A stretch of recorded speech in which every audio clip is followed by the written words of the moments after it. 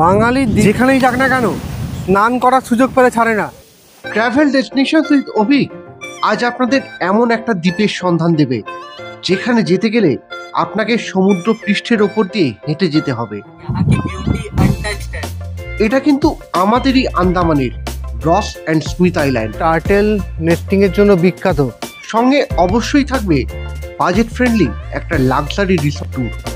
তাহলে চলুন সময় নষ্ট না করে ভিডিওটা শুরু করা যাক।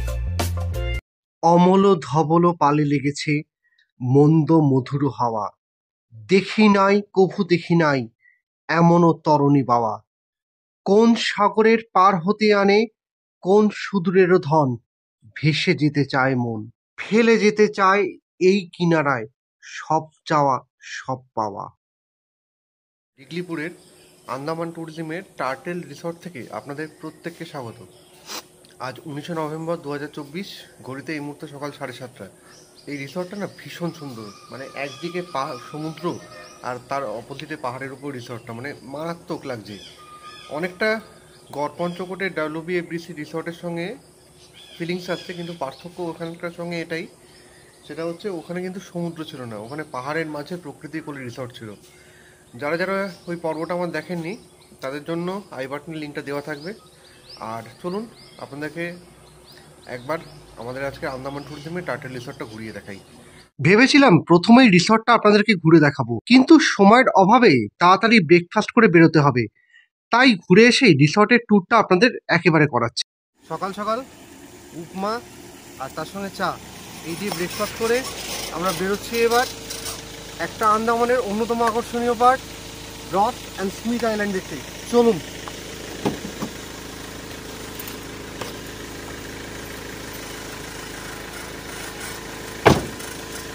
আমরা এই মুহূর্তে পৌঁছে গেছি এরিয়াল বে জেটিতে। আর এরিয়াল বে জেটির প্যাসেঞ্জার ওয়েটিং রুম এটা। তো একটু খরচাটা বলে দিই। এরিয়াল বে জেটি থেকে রস আইল্যান্ড বা স্মিথ আইল্যান্ড অবধি পৌঁছতে 5 জনের বোটের ভাড়া পড়ে 6,000 টাকা, আর 10 জনের বোটের ভাড়া পড়ে 9,000 টাকা। আর আপনি যখন এন্ট্রান্স গেটে ঢুকবেন তখন ওখানে একটা 5 টাকার টিকিট কাটতে হবে এন্ট্রি পাসের জন্য। আর যখন রস থেকে স্মিথ যাবেন তখন ওই জায়গাটা পাস করার জন্য বন দপ্তরের মাথা পিছু 75 টাকা করে টিকিট কাটতে হবে। এটা হচ্ছে মোটামুটি একটা খরচার হিসাব। তো চলুন আমরা এবার আস্তে আস্তে এগোই আগের দিকে, আর এরপর আপনাদের সঙ্গে আবার পুরোটা শেয়ার করব।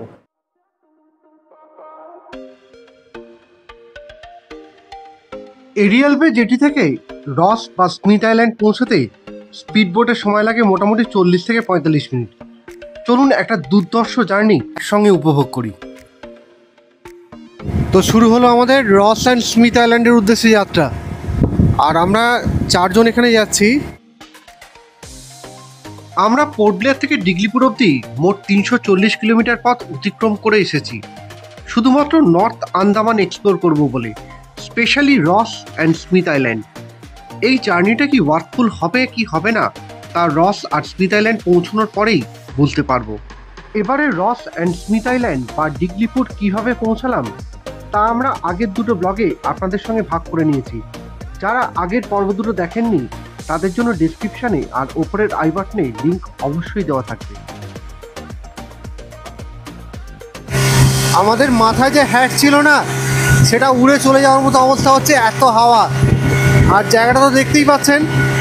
আমার মানে এটা আরেক রকম এক্সপিরিয়েন্স। মানে আন্দামানকে সত্যি কথা যত দেখছি পরতে পরতে প্রকৃতি এত সুন্দর, এত ভালো লাগছে না, মানে বলতে পারবো না। এবারে আমাদের সামনে এইটা হলো রস আইল্যান্ড, আর তার ঠিক উল্টো দিকেই আছে স্মিথ আইল্যান্ড।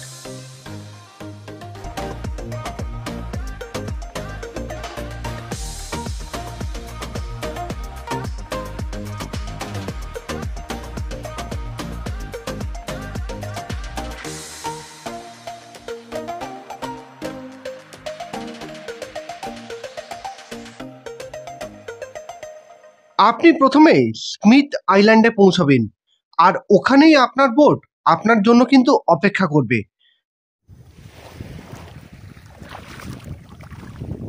আচ্ছা, আরেকটা কথা আপনাদেরকে বলি, যেখানটা আপনি নামবেন সেটা হচ্ছে কিন্তু বোটেদের রেস্টিং এরিয়া। ওই জায়গাটা কিন্তু আপনি কোনো রকমভাবেই স্নান করতে পারবেন না। ঠিক অপোজিট সাইডে যে জায়গাটা আছে সেখানে কিন্তু জোন নির্দিষ্ট করা আছে, আর ওখানে গিয়ে কিন্তু আপনাকে স্নান বা অন্য কোনো অ্যাক্টিভিটিস করতে হবে।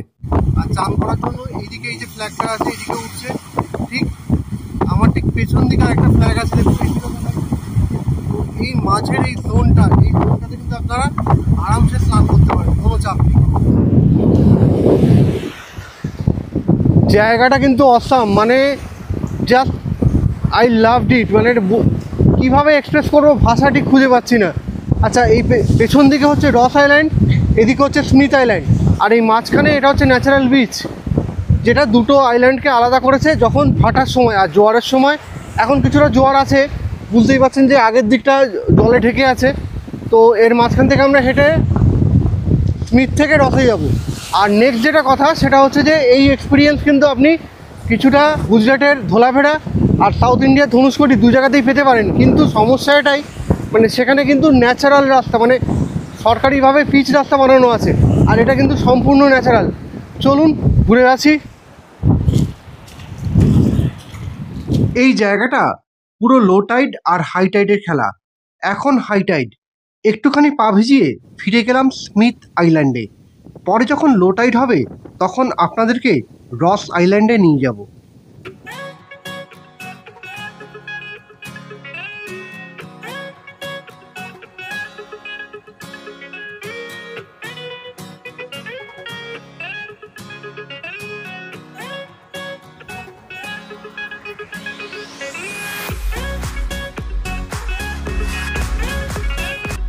জায়গাটা ওভারক্রাউডেড নয়, না পলিউশন কম, কোনটার কারণে আমি জানি না, জায়গাটা কিন্তু ঝকঝকে তকতকে লাগছে। গাছপালা যেন আরও সবুজ, আর সমুদ্রের জলের রং আরও নীল মনে হচ্ছে।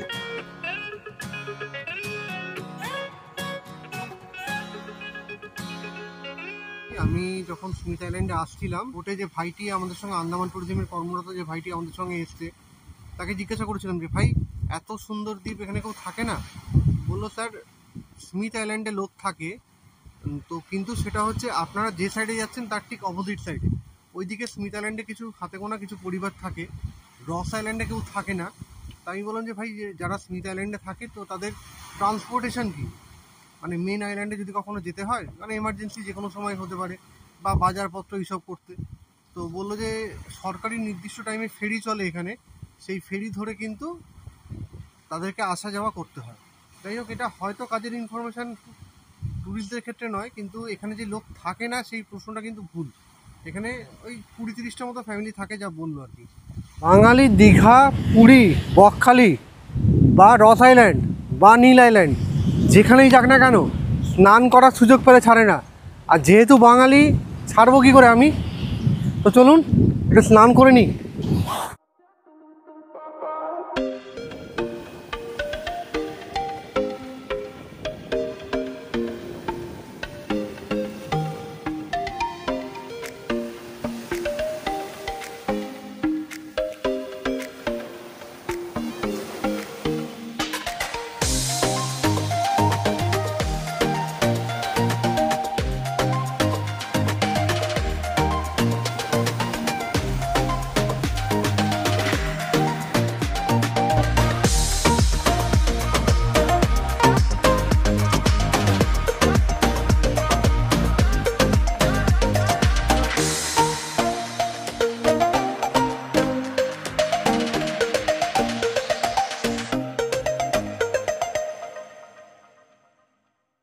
স্মিথের সি বিচে প্রায় আধ ঘন্টা মতো স্নান করলাম। তো এক্সপিরিয়েন্স কিন্তু খুব ভালো, কিন্তু একটা ঘটনা, সেটা হচ্ছে ট্যুরিস্টের সংখ্যা খুব কম, যে কারণে একদম ভার্জিন সি বিচ। যারা প্রকৃতিকে এনজয় করতে চাইবেন তাদের কিন্তু অন্যতম ভালো ডেস্টিনেশন কিন্তু রস অ্যান্ড স্মিথ। আর এখন আস্তে আস্তে জোয়ারের জলটা কমছে, যে কারণে রসে যাব। আর এদিকে একটা ট্রি হাউস আছে, সেই ট্রি হাউসটাও দেখতে যাব, যে কারণে অনিচ্ছা সত্ত্বেও জল থেকে উঠে পড়তে বাধ্য হলাম। আর আন্দামানে কিন্তু একমাত্র এখানেই প্রথম স্নান করলাম যেখানে দীঘা বা পুরীর মতো জলের ধাক্কা আছে। যে এর আগে যেখানেই স্নান করেছি, সেটা ভরতপুরি বলুন বা এলিফ্যান্টায় করেছি, কোথাও কিন্তু জলের এরকম ঢেউ ছিল না। এর জন্য কিন্তু এই বীচটা মানে আমাদের একদম বাঙালিদের মনের মতো বীচ, যে স্নান করবো জলে ধাক্কা থাকবে না, শান্ত ব্যাপারটা ঠিক চার্মিং লাগে না, সেই ব্যাপারটা কিন্তু এখানে পুরোপুরি পেয়ে যাবেন। স্নান করার পর চেঞ্জিং রুমে জামা কাপড় পাল্টে এবারে এগোলাম ট্রি হাউসের দিকে। গাছের মাঝে কি সুন্দরভাবে ট্রি হাউস বানিয়েছে। তাহলে আর সময় নষ্ট না করে উঠেই পড়ি। আর উঠেই প্রথমে নজরে এলো এই সুন্দর বসার জায়গাটা। জায়গাটা কিন্তু মারাত্মক লাগছে, মানে এত ভাল লাগছে এখান থেকে। তবে একটা কথা মানে আমি বলছি যে এবারে কিন্তু মনে হচ্ছে আমাকে খুব তাড়াতাড়ি একটা ট্রি হাউসে ট্রিপ করতে হবে, না হলে কিন্তু এই ট্রি হাউসের এক্সপিরিয়েন্সটা ঠিক পুরোপুরি নিতে পারবো না। ওপারে যখন এরিয়াল বে জেটিতে অপেক্ষা করছিলাম তখন আপনাদেরকে বলেছিলাম যে স্মিথ থেকে রসে যেতে গেলে এই আইল্যান্ডটা যেহেতু ন্যাশনাল পার্কের আন্ডারে, সেহেতু 75 টাকা করে মাথাপিছু টিকিট লাগে। তো আপনাদেরকে এবার দেখাই, এই আমার পেছনে এটা হচ্ছে সেই কাউন্টার যেখান থেকে আপনাকে টিকিট কাটতে হবে। তার জন্য যে কোনো গভর্নমেন্ট আইডি এখানে দিতে হবে, দিলে এখানে টিকিট ইস্যু করবে, তারপর আপনি স্মিথে এই রসে যাওয়ার পারমিশন পাবেন। আপনি ডকুমেন্টস আর টাকা জমা দেওয়ার পর এরকম একটা পারমিশনের কাগজ পাবেন, স্যাংচুরি অথবা ন্যাশনাল পার্ক এন্ট্রান্স পারমিট। সেখানে আপনার ডিটেলস লেখা থাকবে, কটা থেকে কটা কতক্ষণ থাকতে পারবেন, সমস্ত কিছু আপনার ডিটেলস দেওয়া আছে। সেই অনুযায়ী আপনাকে কাজ করতে হবে। চলুন আমরা এবারে এগোই। সকালে যখন এসেছিলাম তখন খানিকটা অবধি গেছিলাম স্মিথ থেকে রসে, আর পুরো জায়গাটা কিন্তু ছিল জলে ভরা। আর এখন ভাটার সময় দেখুন দুটো জায়গা কিন্তু সম্পূর্ণ আলাদা হয়ে গেছে। প্রকৃতির নিজস্ব চয়েসে, নিজের ইচ্ছায়, নিজের মর্জিতে। তো প্রকৃতি যখন চাইছে আমরা স্মিথ থেকে রসে যাই, তাহলে আমরা বাধা দেওয়ার কে? চলুন। কেউ বলে রস অ্যান্ড স্মিথ একটা আইল্যান্ড, আবার কেউ বা বলেন দুটো, আবার কারোর মতে এটা টুইনস আইল্যান্ড। তবে এর বিস্ময়কর সৌন্দর্য বিদেশের থেকে যে কোনো অংশেই কম না, তা ঘুরতে ঘুরতে প্রতিটা মুহূর্তে আমার মনে হয়েছে।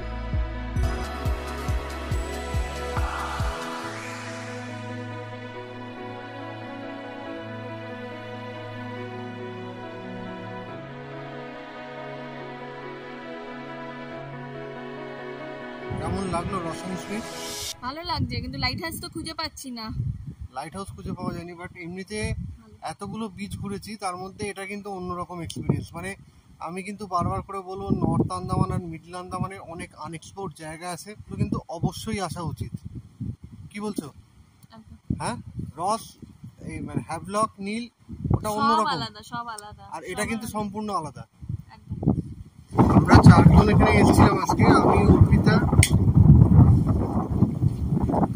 कैसा लगा एक्सपीरियंस? बहुत सुंदर था। यहाँ पे कोई लोग ही नहीं थे और यहाँ की ब्यूटी अनटच्ड है, so you must visit this place. It was very nice. Blue and greenish water. You should capture with your eyes. It won't be, justified in the camera. Lenses, yeah. বন বিভাগের মেনটেন্যান্সের অভাবে light হাউসটা আর দেখা হলো না। এই আক্ষেপ মনে রেখে ফিরে চললাম এরিয়াল বে জেটির উদ্দেশ্যে। এখন ঘড়িতে দুপুর 2:45 বাজে। তো লাঞ্চ করতে এসেছি, রস অ্যান্ড স্মিথ থেকে ঘুরে একটু আগে ফিরেছি। ফিরে এবার লাঞ্চ করব। লাঞ্চে আমাদের আইটেম আছে ভাত, ডাল, মিক্স ভেজ, মাংস, আর অর্পিতার হচ্ছে মাছ। তো গন্ধ তো ভালোই ছাড়ছে, খেতে আশা করি ভালোই হবে, দেখা যাক।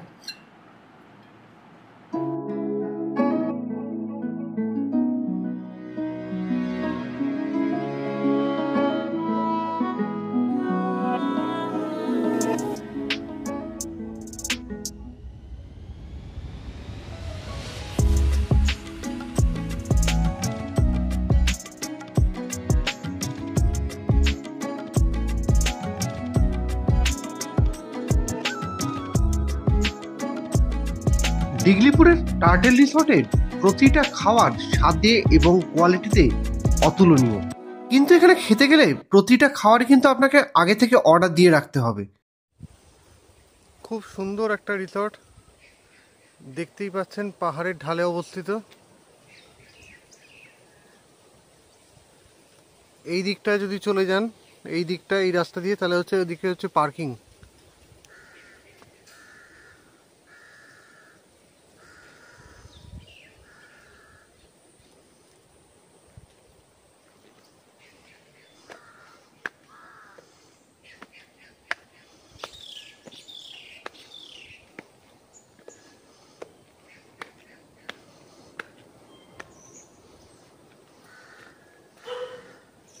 Welcome to turtle resort. 1995-এ ভিত্তিপ্রস্তর স্থাপন হয়েছিল, ফাউন্ডেশন স্টোন, আর ইনগ্রেশন হয়েছে 1998 সালে। ঢুকেই বাঁদিকে একটা রিসেপশন। এখানকার চেক আউট টাইম হচ্ছে সকাল 8:30। একটা ম্যানেজার রুম, এখানে একটা ওয়েটিং স্পেস আছে বসার জন্য। ঢুকেই বাঁদিকে জেন্টস টয়লেট, লেডিস টয়লেট, এখানে একটা রিক্রিয়েশন রুম আছে।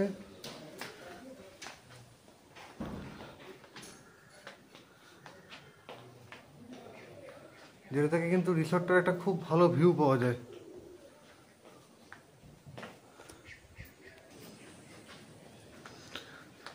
রিক্রিয়েশন রুম থেকে আগে গেলে সোজা এই জায়গাটা হচ্ছে রেস্টুরেন্ট।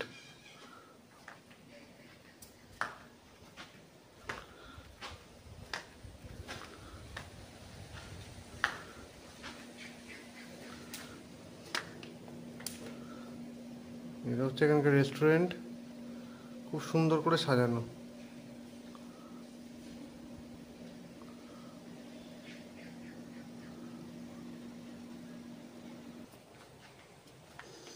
এইবারে রিসেপশন দিয়ে আগে এলেন, এসে এদিকে রুম আছে দুটো, ওই পেছন দিকে রুম আছে, আর এদিকে সিঁড়ি দিয়ে উঠতে হবে।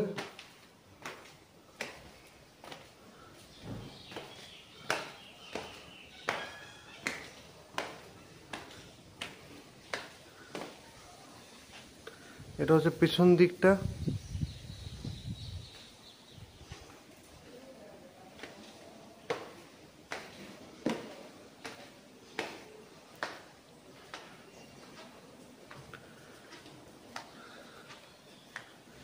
এইদিকে একটা দোতলায় যারা থাকবে তাদের জন্য একটা খুব সুন্দর বসার জায়গা আছে।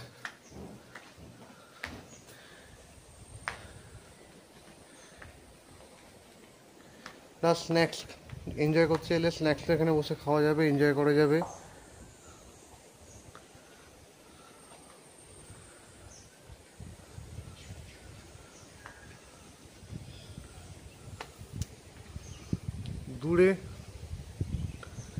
দূরে এইখানটা করে হচ্ছে এখানকার সব থেকে হাইয়েস্ট পিক শ্যাডেল পিক।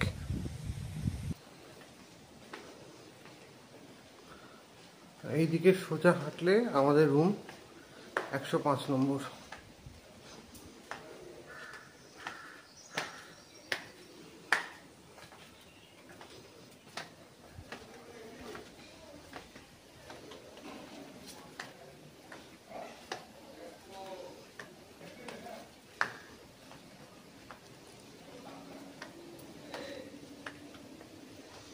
এটা হচ্ছে পেছন দিকের বাগানটা।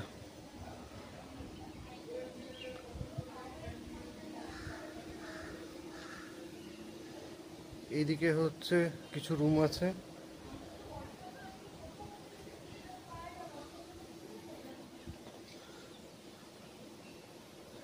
এটা হচ্ছে পার্কিং।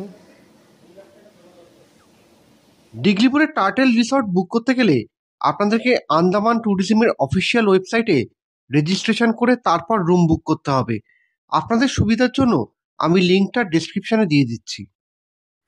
দুপুরবেলা একটা খুব সুন্দর লাঞ্চ হলো, পেট ভরে ভাত খেয়ে ঘুম দেওয়া অভ্যাস, কিন্তু এখন ঘুমালে হবে না, ল্যামিয়া বে বিচ যেতে হবে। চলুন।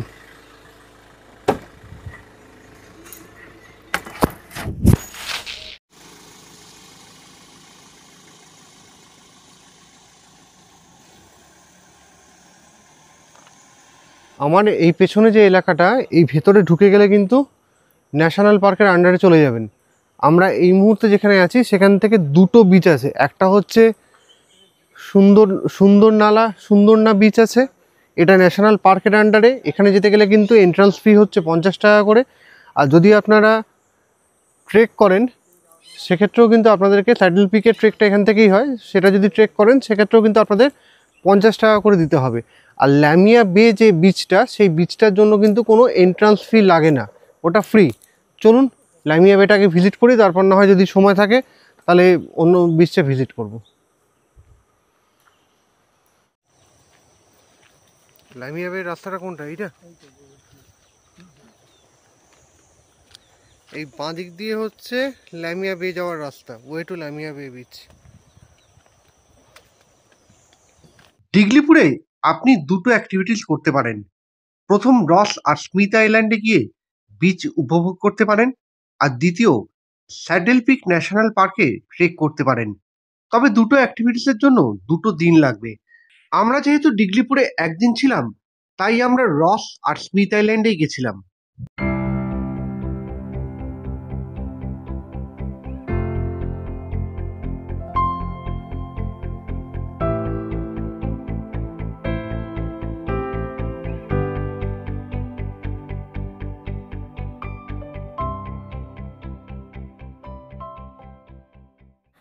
লামিয়া বে এই বিচটা কিন্তু টার্টেল নেস্টিংয়ের জন্য বিখ্যাত, এবং এই বিচে কিন্তু নভেম্বর মাস থেকে ফেব্রুয়ারি মাসের মধ্যে কচ্ছপ আসে ডিম পাড়তে। খুব সুন্দর জায়গা, মানে এখন তো ভাটার সময়। যতটুকু আমাদের ড্রাইভার ভাই বা এখানকার যিনি গার্ড আছেন, যেহেতু ন্যাশনাল পার্ক এরিয়া পাশেই, ওনাদের বক্তব্য হচ্ছে জোয়ারের সময় নাকি এই বিচটা নাকি মারাত্মক লাগে। দেখুন কেমন লাগে বিচটা।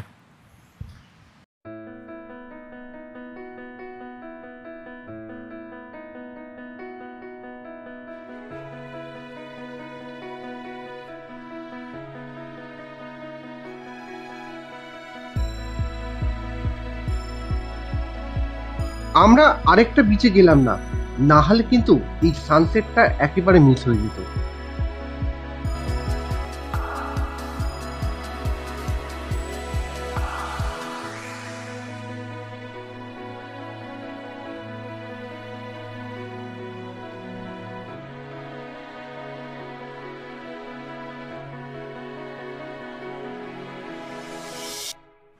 একটা কথা, আজকে নর্থ আর মিডল আন্দামান, মানে কাল আজ পরশু 3 দিন ঘুরবো আমরা। যতটুকু ঘুরেছি তাতে আমার বারবার একটা কথা মনে হয়েছে যে কেন মানুষ নর্থ আর মিডল আন্দামানে আসে না। প্রকৃতি এত সুন্দর, এত মোহময়ী। আমি কোনোভাবেই হ্যাভলক বা নীল আইল্যান্ডকে ছোট করছি না, যেটা ওখানকার সৌন্দর্য অন্যরকম। বাট প্রকৃতিকে যদি খুব ভালো করে চিনতে হয় তাহলে কিন্তু নর্থ আর মিডল আন্দামান আপনাকে অবশ্যই আসতে হবে। আমার আপনাদের কাছে অনুরোধ, আপনারা আসুন, নর্থ আর মিডল আন্দামান ঘুরুন ভালো করে। যখন টার্টেলে ফিরলাম তখন সন্ধ্যে 6:30। এরপর বারান্দায় দাঁড়িয়ে সন্ধ্যেটা বেশ সুন্দর উপভোগ করলাম। আজকের মতো ব্লগটা এখানেই শেষ করছি।